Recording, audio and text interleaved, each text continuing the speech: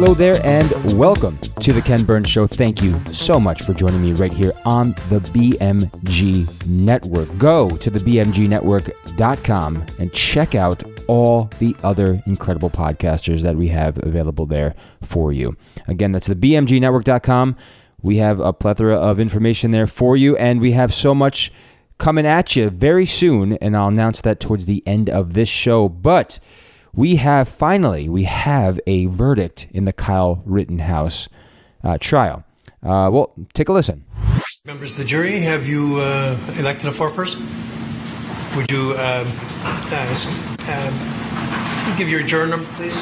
54. 54. And has the jury reached a verdict as to each count of the information? Yes, we have, Your Honor. One verdict and one verdict only? Yes. Would you hand all of the paperwork to the bailiff, please? This is the ones that we didn't know. The defendant will rise, face the jury, and hearken to its verdicts. State of Wisconsin versus Kyle Rittenhouse. As to the first count of the information, Joseph Rosenbaum. We, the jury, find the defendant, Kyle H. Rittenhouse, not guilty. As to the second count of the information, Richard McGinnis. We, the jury, find the defendant, Kyle H. Rittenhouse, not guilty. As to the third count of the information, unknown male, we, the jury, find the defendant, Kyle H. Rittenhouse, not guilty.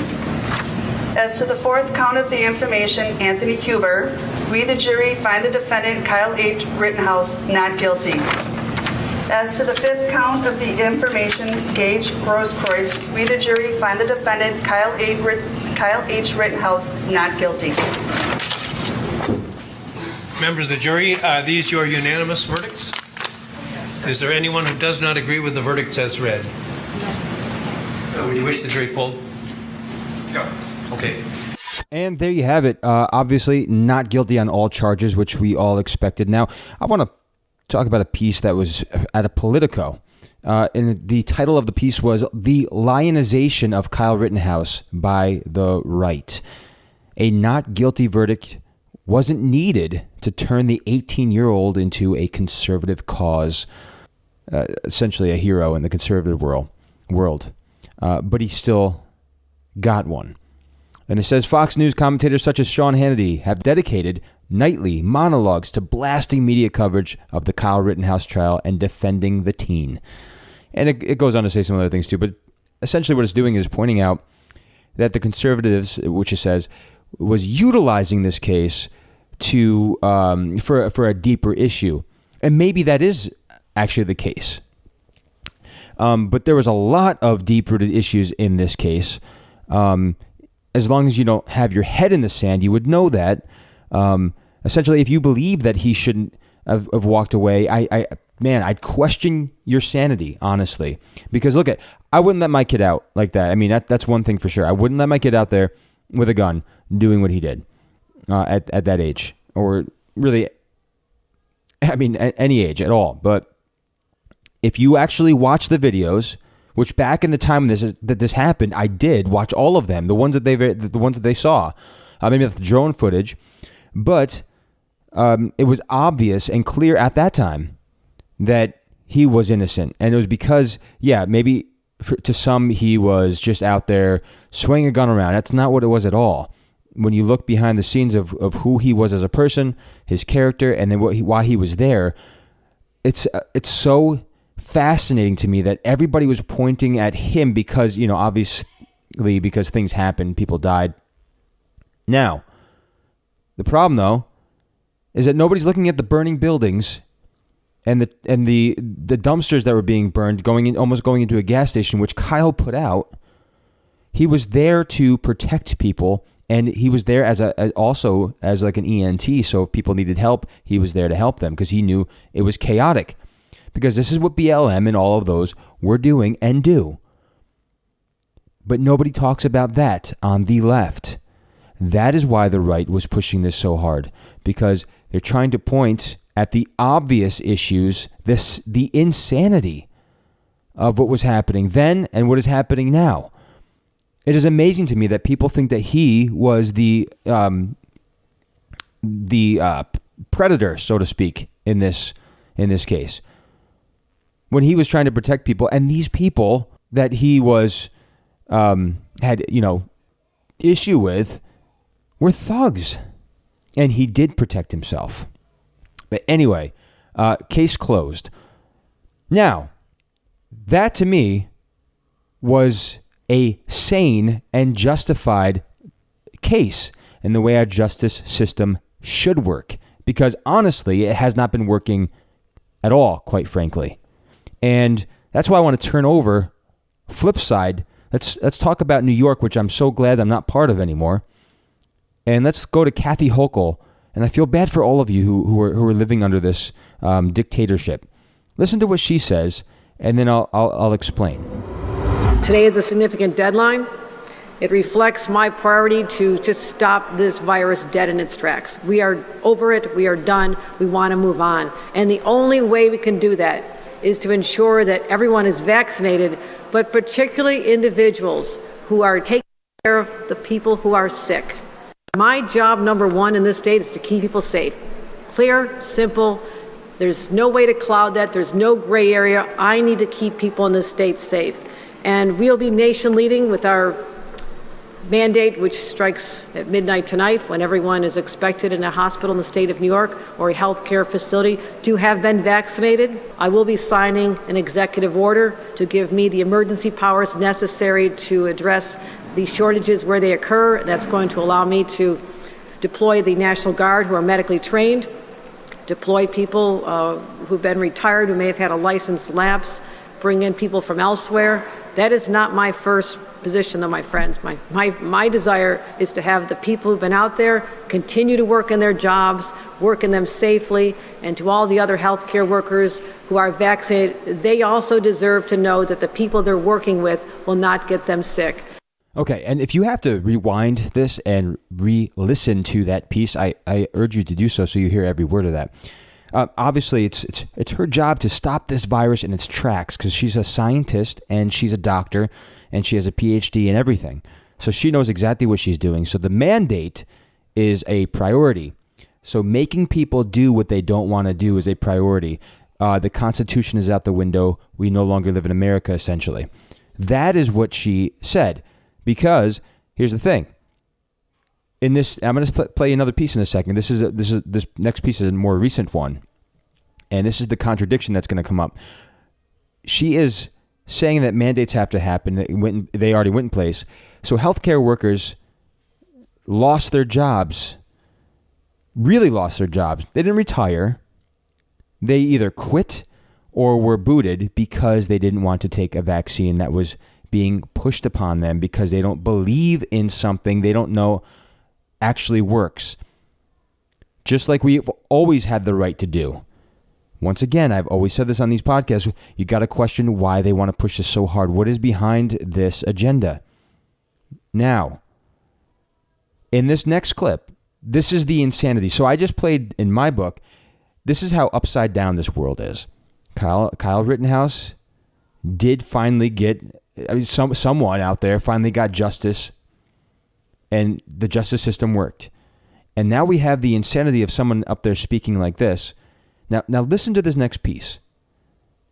And I'll kind of brief you on it real quick. She's going to talk about helping people get the college education they need so they can become the nurses because we desperately need them for a certain reason. Why? Because we've lost so many people in the medical field. But listen to the reasoning in her mind, or at least what she utilizes for the platform and propaganda of why we lost these health care workers. Take a listen to this. So I believe to my core the value of education and training and linking people to the jobs that are there because our employers need it as well. This is something we will accomplish, and we're going to be working closely with CUNY and SUNY and finding that pathway to the middle class for many more people who have been left behind, particularly those who lost their jobs that may not be coming back. Not all the jobs are coming back as a result of this pandemic. Businesses are doing things differently. Many will, some will not. I want to capture people before they fall too far. And we cannot afford a labor shortage in areas like healthcare. Look at how we honored the healthcare workers. We banged pots and pans. We celebrated them. We called them heroes because we are living in the security of our homes and they're running into the line of fire every single day to save lives. As a result, So many of them were burned out. They were close to retirement, and they just said, okay. And they truly deserve our undying respect and gratitude. But as a result, this pandemic came down hard on them. We now have a severe shortage in healthcare workers. This cannot be, because there are people that are waiting for life-saving medical attention who may not get it. Before that happens in our state, I'm taking an action today, which is to announce that we'll be funding the education of 1,000 New Yorkers to make sure they're trained as nurses and get them into our system as soon as possible. So making sure we can get these RNs out there. We'll get them trained at our CUNY schools and our SUNY schools. Okay, did you hear it? Did you hear the hypocrisy? So right there, here's her quote about the medical staff, the nurses, etc. They were burned out from the pandemic. They were burned out. They were close to retirement. And so as a result, and she doesn't finish the sentence. She says, so they deserve our gratitude, etc., whatever she says there. She didn't finish the sentence. Kathy finished the sentence. As a result, what? No, it wasn't that they were close to retirement. Are you kidding me? Do you know how many healthcare workers have been lost because of this mandate and because of what's going on? They are so short-staffed across the board, not just in New York, but all across the country. And she's saying they were all close to retirement? I don't think so. There were doctors, and I know some doctors personally who have finally, they were so adamant about not taking this shot, and they had fantastic reasoning to do so. They took the risk of taking this shot, some of them the lowest dosage possible, because they knew they had so many clients that they cared for that they couldn't do it to their clients. So they were backed into a corner to do something that they shouldn't have had to do if they didn't want to. This is the problem. So Kathy Hochul, who is now running for governor, and this is the platform. This is the usual bullcrap. I'm the first woman governor or whatever it is. It's always this female thing or male thing. It's what the heck? And if it's not that, it's a black or white thing. It's always something to run on so that you could be the first of something. It's not. We don't want a first of anything. What we want is somebody who's not a knucklehead to be in office somewhere that's going to do the job according to the Constitution and what's best for America. Not what feels good all the time, not what's emotionally satisfying, but what actually sets America up on a course that brings us to a place that's better for everybody. And in the process, there's something sometimes called the wilderness, which we all know, especially as Christians, which honestly, quite frankly, it sucks sometimes. We wander around there aimlessly. And guess what? In the process, though, if we're still looking at the finish line, knowing, okay, I have to go through this wilderness for a little while, and I know it's going to be blistering, it's going to be hard, there's going to be hardships, but we don't give up. That's the kind of leadership that we have. That's the kind of leadership we have in Christ. You see, he understands that when we go through some things, through the fire, we come out more refined on the other side because we allowed ourselves to go through a process so that we could be better for it. Same thing in the country. We have to go through some things as a country, not trying to destroy everybody in the country or the people, around us for the better. And as one of my colleagues has said in her most recent podcast, which was fantastic, by the way, on the Adrian Ross show, for the greater good. See, these people make decisions like Fauci, Biden, Harris, who is non-existent. I don't even know why she's there. I don't even know why Biden is there. These empty suits that are there, just saying whatever comes to their mind or whatever's supposed to be read on the teleprompter, because it's all propaganda. It is all baloney, because there's something happening behind all of it.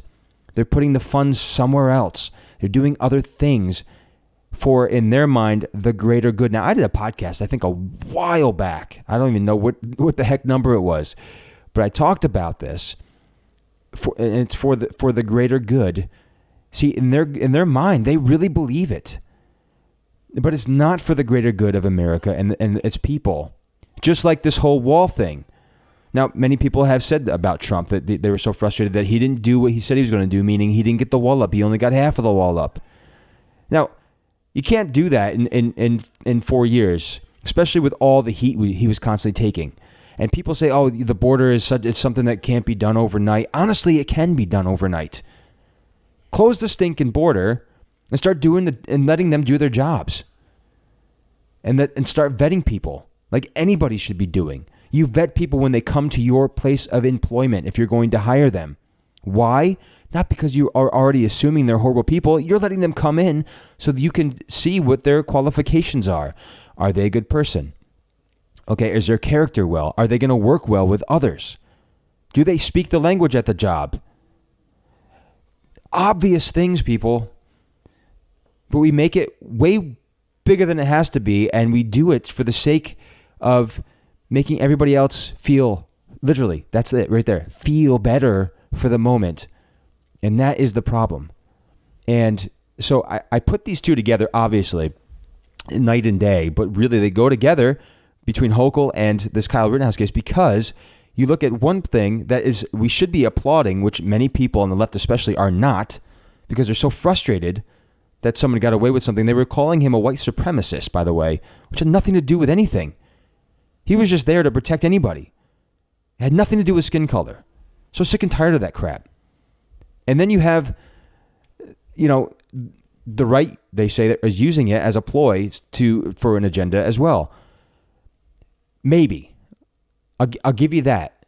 But the agenda is to show true justice as it is written and as it should be. Anyway, I had to get all that off my chest. Now, I forgot to mention, obviously, I put the Hochul one together because if you look at the Hochul one, people are applauding her, actually. And she really, she doesn't care. You are, and she said this a while ago, you are not listening to God if you have not got this vaccine.